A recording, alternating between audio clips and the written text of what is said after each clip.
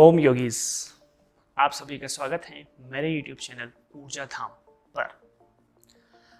आज हम योग में उस आसन को समझने जा रहे हैं जो आसन आपके स्टमक से संबंधित समस्याओं को तो दूर करता ही है, साथ ही साथ आपके शरीर की थकान को भी दूर करता है।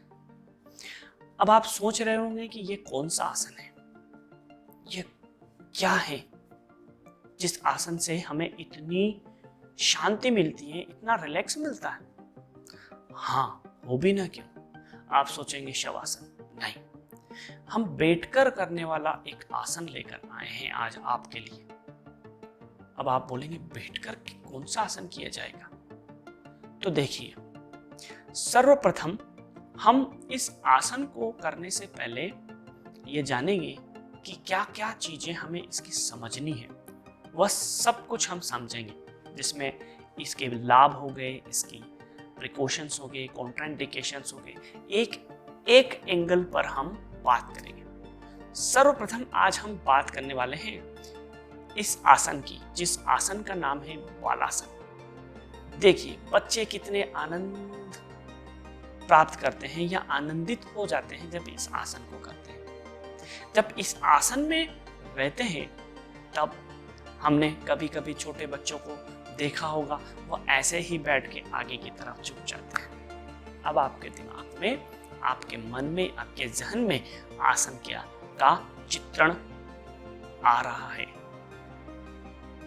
तो उसको हम अभी देखेंगे। जो चित्र आपके दिमाग में बन रहा है, जो चित्र आप समझ रहे हैं, उसको हम अभी समझेंगे, अभी जानेंगे किस तरह से हमें करना है, क्या क्या हमें करना है, वह सब कुछ। तो सर्वप्रथम हम ये बताना चाहेंगे कि यह आसन बैठकर किया जाता है।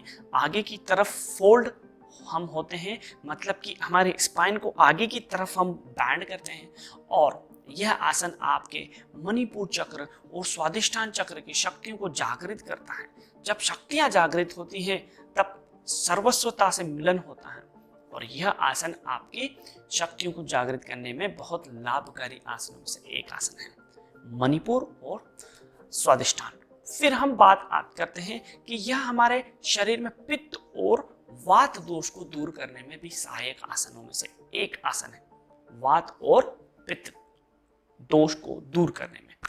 जब हम इन की बात कर लेते हैं तब हम ये देखते हैं कि यह आसन एक वज्रासन सीरीज का आसन है, जिसको हम बालासन कह रहे हैं, क्योंकि हम पहले वज्रासन में बैठते हैं और वज्रासन में बैठने के तत्पश्चात ही हम इस आसन में आगे आते हैं।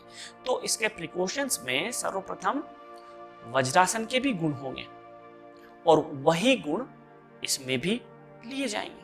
तो वज्रासन में नी संबंधित समस्या, एंकल संबंधित समस्याओं में हम थोड़ा सा प्रिकॉशंस रखते हैं, या यूं कहें कि जिनको क्रोनिक नी पेन है उनको आसन नहीं करते हैं वज्रासन, तो यह आसन भी नहीं करना।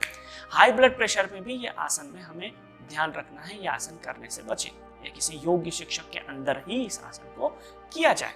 फिर इसके थेरापेटिकल बेनिफिट की बात करते हैं तो ये स्ट्रेस को दूर करता है, फटीग को दूर करता है, टेंशन को दूर करता है, और हो भी क्यों ना, क्योंकि आपका शरीर आगे की तरफ जा रहा है, आप रिलैक्स हो रहे हैं, मेडिटेटिव पोस्चर से आप डायरेक्ट आप रिलैक्सेटिव में आ चुके हैं, तो आपका मन तो शांत होगा ही, इससे स्ट्रेस तो दूर होगा ही, आपके शरीर की थकान भी चली जाएगी, और यह आपकी नेक को रिलैक्स देगा, आपकी बैक को रिलैक्स देगा, आपके फ्रंट टोर्सो को सपोर्ट देगा, आपकी बॉडी को एक तरह से पूरा लीन कर देगा, छोड़ देगा, टोटल सरेंडर आपका शरीर। और साथ ही साथ यह एक्सेस गैस को भी दूर करेगा, एब्डोमिनल पेन है उसको भी दूर करेगा। तो मेंस्ट्रुअल साइकिल में होने वाला जो एब्डोमिनल पेन है, उस पेन में भी यह आसन काफी लाभकारी आसन और सहायक आसन है। जब हम इसके फिजिकल बेनिफिट की बात करते हैं तो ये एंकल को तो लाभ दे ही रहा है, घुटनों को भी लाभ देता है, और घुटनों के साथ साथ यह आपके थाइस को स्ट्रेंथ देता है, हिप जॉइंट को स्ट्रेंथ देता है, और शरीर को रिलैक्स करता है। यह आसन है हमारा बालासन। आइए बालासन को समझे, कैसे किया जाए उसको जाने। तो इसके अभ्यास को समझते हैं। आपने इसके थ्योरी को समझ लिया, अब अभ्यास की बारी। अब अभ्यास को कैसे किया जाए उस अभ्यास को समझते हैं। देखिए, आइए हमारे साथ। तो सर्वप्रथम आपने मैट पर बैठ जाना है, दंडासन की स्थिति। दंडासन की स्थिति जिसे हम रेडी पोजीशन भी कहते हैं। तो यह हम दंडासन की स्थिति में बैठ गए, पूरा मैट पर बैठे, दोनों पैरों को मिलाया, दोनों हाथ शरीर के पास में और आगे की तरफ देखना। चेस्ट आपका खुला हुआ रहेगा, शरीर आपका बिल्कुल रिलैक्स रहेगा।